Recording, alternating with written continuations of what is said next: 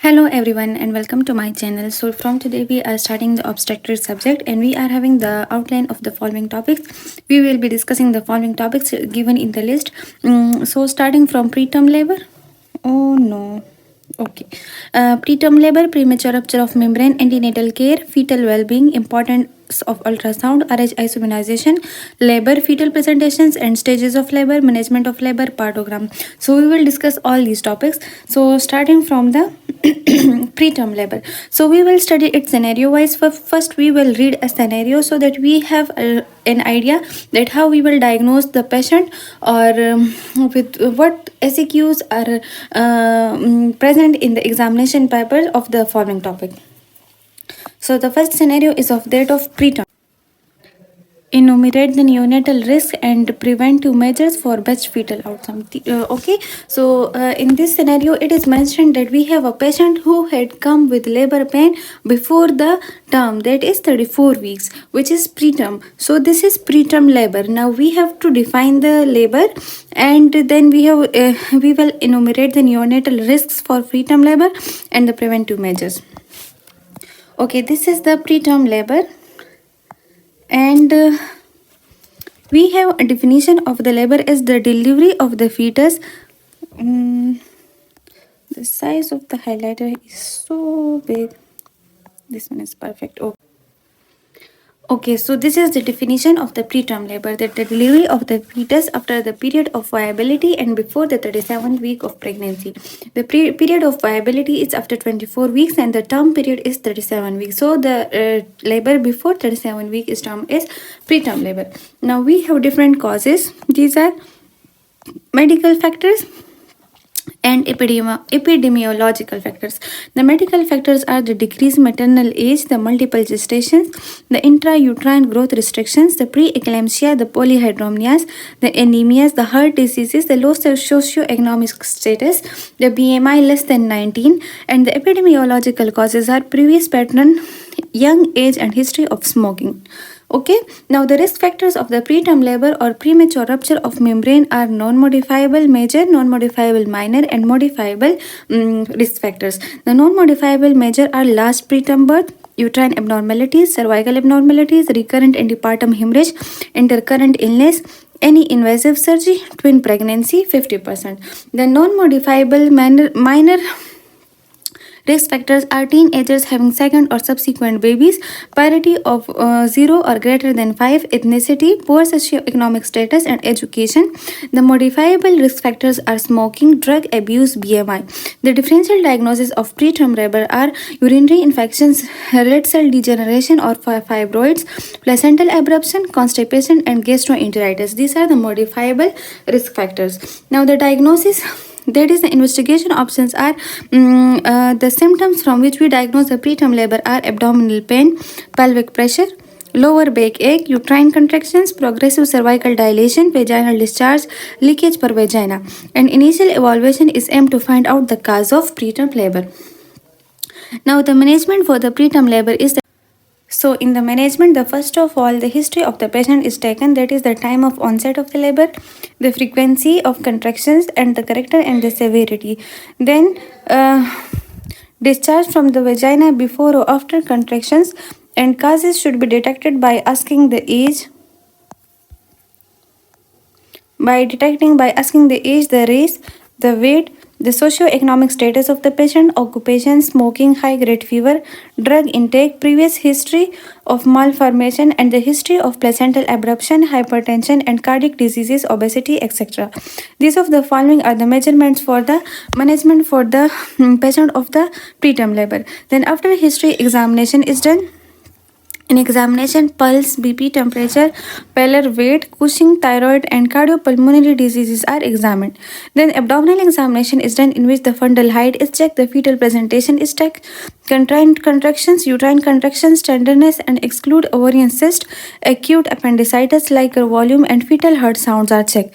Then pelvic examination is done, which is per speculum examination, and digital examination is contraindicated. So, pelvic examination is done because it may stimulate prostaglandin production and may introduce organisms into the cervical canal. Then Per speculum examination shows pooling of the amniotic fluid, blood, or abnormal discharge, and visual assessment of the cervical dilatation is done. After the examination, first of all, the history is taken, then the plus examination, general physical examination is done, then the abdominal examination is done, then the pelvic examination is done. The next step is the investigation of the patient, in which routine examinations are done, which is CBC, LFTs, blood sugar, and lipid profile. Then bedside fibrinoctine is done.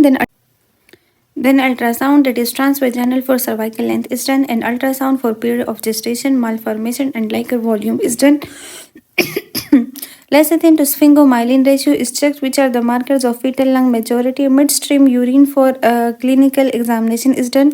Cervical swab is done, and the blood tests are done, in which the TLC is increased in case of appendicitis, UTI. So these are the specific investigations.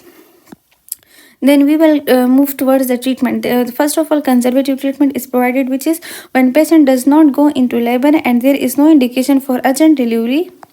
Then do the counseling of the patients, that is bed rest, fetal monitoring with daily fetal heart rate, fetal kick counts, and vaginal discharge, and total leukocyte count, etc. The maternal steroids are given to the patient, which are dexamethasone 12 mg intramuscular, 2 doses, 12 or apart, which given between the 28 to 34 weeks of pregnancy to promote the fetal lung maturity and to reduce the neonatal respiratory distress syndrome. Then tocolytics are given. Tocolytic drugs relaxes uterine muscles. For example, beta agonist, salbutamol, terbutaline have been shown to delay the delivery for 7 days. Then indomethacin, nifedipine, and MgSO4 inhibits uterine contractions by competing with calcium for entry into the cell. Then prostaglandin synthase inhibitors are given, which are indomethacin. It causes premature closure of the ductus arteriosus in preterm labor and polyhydramnios. Antioxytocin drugs, atozitan and glyceryl trinitrates are given, and prophylactic antibiotics, that is broad spectrum antibiotics, in the presence of infections, for example chorioamnionitis or other infections, is given. For cervical cerclage is done when a patient presents with an open cervical os and bulging membranes. Before inability, the idea of closing cervix by passing a stitch around it seems logical. In cervical incompetence, after 14 to 16 weeks, take a stitch and beat it anteriorly and remove it after 37 weeks. The route of cerclage is transvaginal McDonald suture or transabdominal. Induction or augmentation is done. In some cases, it may be judged appropriate to hasten the delivery, either because of the late miscarriage appears or inevitable, or because of the maternal or fetal risk. Before the 24 weeks, inducing contractions with PGs and cytotic, and after 24 weeks, if there is no evidence of acute maternal and fetal compromise, induction with milder PGs such as conventional dose of oxytocin can be considered as an alternative to a planned C-sections. Then delivery is done once maturity is achieved or if any doubt arises, and the mode of delivery is vaginal delivery. So we have discussed the first topic from the obstetric subject, that is preterm labor. And what we have discussed, first we have discussed the definition, first we have discussed the scenario that there is a patient who is preterm, that is 34 weeks, and she has come with leaking PV. And another scenario in which there is also 5 centimeter dilatation and she is also preterm. So what is the preterm labor and what is the definition of the preterm labor? It is a delivery of the fetus after the period of viability before the 37th week of pregnancy. And we have discussed the causes, which are medical factors and the epidemiological causes. Then we have discussed the risk factors of the preterm labor or premature rupture of membrane which are non-modifiable major risk, non-modifiable minor risk, and modifiable risk. Then we have discussed the diagnosis. Then we have discussed the management. In management, first of all, history of the patient is taken, then examination and is done, which is GPA, then abdominal examination, and then pelvic examination. Then specific investigations are done, which are routine examinations and bedside fibrinoctine and ultrasound, transvaginal for cervical length, and ultrasound for POG, malformation, and liquor volume, and lecithin or sphingomyelin ratio is done, and midstream urine for CS is done, and Then we have discussed the treatment options, which are the conservative treatment. In conservative treatment, maternal steroids are given, and prostaglandin synthase inhibitors are given, antioxytocin drugs are given, and prophylactic antibiotics are given. Then cervical cerclage is done in case of the opening of the os, and then induction or augmentation is done in some cases according to the risk factors. Delivery is done once maturity is achieved or if any doubt arises. Mode of delivery is vaginal delivery. Now the next topic that we will be discussing is the premature rupture of membrane. Okay, now premature rupture of membrane. We are having a scenario that there is a 36 years old female with 36 weeks pregnancy and presents to the labor room with her second pregnancy and gives history of gush of fluid vaginally. On speculum examination, a pool of amniotic fluid in post fornix of the vagina is seen. So this is the premature rupture of membrane. Now we will discuss the premature rupture of membrane. So premature rupture of membrane, fetal membrane before the onset of labor, whether term 37 weeks or preterm 24 to 37 weeks, is called premature rupture of membrane. It means whenever the rupture of membrane occur before the 37 weeks or at 37 weeks, then it is the premature rupture of membrane. If it occur after 37 weeks, then it is at term, it is fine. But if it occurs before the 37 weeks, then it is premature rupture of membrane. Now we are having the symptoms on history, that is gush of fluid vaginally, usually followed by a more or less continuous dribble, offensive vaginal discharge, abdominal pain, and uterine tenderness. Then there are causes which are same as preterm labor. The risk factors or complications are maternal and fetal.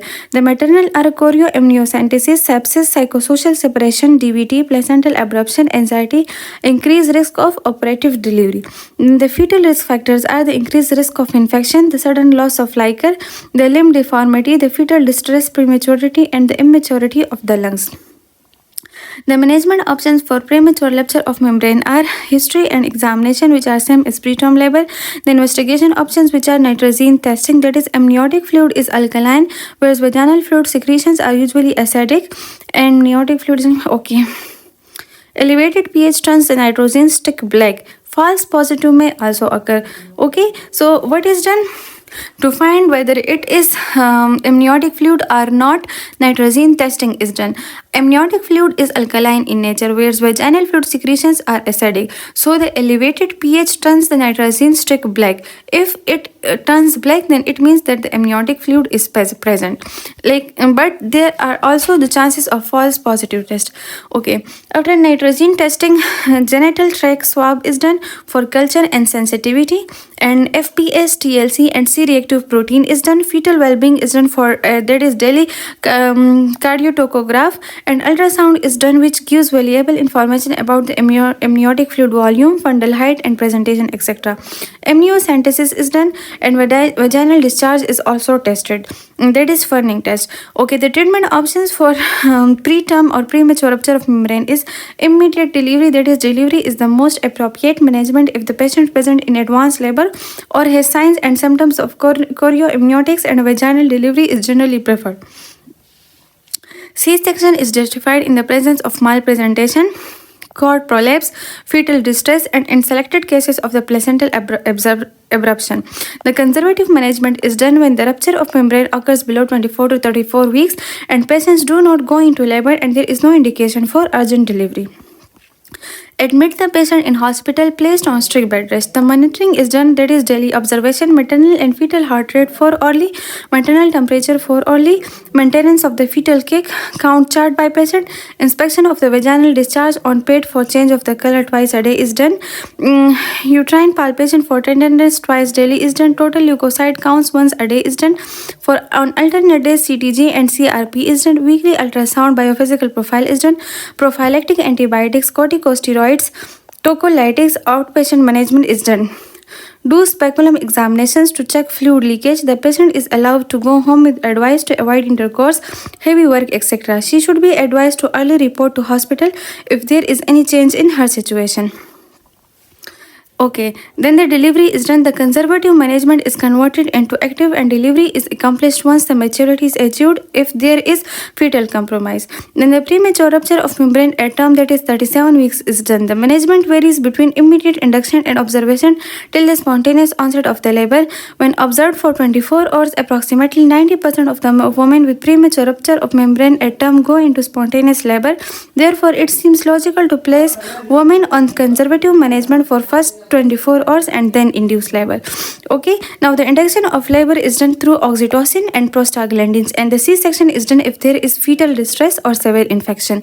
So we have discussed the topic of premature rupture of membrane, in which we are having the history of gush of fluid to the vagina, and it is preterm, that is at 37 weeks. So we have to discuss the diagnosis, the investigations, and the treatment options. The premature rupture of membrane is the rupture of the fetal membranes before the onset of the labor, whether at term of 37 weeks or preterm 24 to 37 weeks. Then the symptoms are gush of fluid, which is followed by less or continuous dribble. The causes are same as that of preterm labor. These we have discussed the causes of preterm labor here. That there are medical factors, epidemiological factors, and there are non-modifiable, modifiable risk factors. So these are also the causes of premature rupture of membrane. Then we have discussed the risk factors or complications, which are maternal and fetal. Then we have discussed the management options, which are history and examination and investigation. Then we have discussed the nitrogen testing, the genital tract swab. Then we have discussed that FBS, TLC, and C-reactive protein is done. Fetal well-being is checked, and ultrasound is done. Amniocentesis is done, and the treatment options for preterm labor are immediate delivery, and the conservative management is also done when the rupture of membrane occurs between 34 weeks and patient do not go into labor. The monitoring is done, that is daily observation, and on alternate days CTG and CRP is done, and weekly ultrasound, biophysical profile, prophylactic, and ABS and corticosteroids and tocolytics are given. Outpatient management, 2 speculum examination and check the fluid leakage, and delivery is done. The conservative management is converted into active, and delivery is accomplished once the maturity is achieved. Premature rupture of membrane at terms, the management varies between immediate induction and observation till the spontaneous onset of the labor. When observed for 24 hours, approximately 90% of the women with premature rupture of membrane at term go into spontaneous labor. The induction of labor is done through oxytocin and prostaglandin, and the C-section is done if there is fetal distress or severe infection. Now, in the next video, we will discuss the antenatal care and the follow-up visits of the antenatal care and the fetal well-being, and the importance of ultrasound in obstetrics. So here we have completed the first 2 topics from obstetric examination, that is preterm labor and the premature rupture of membrane. In the next video, we will discuss the antenatal care, the fetal well-being, and the importance of ultrasound. Thanks for watching.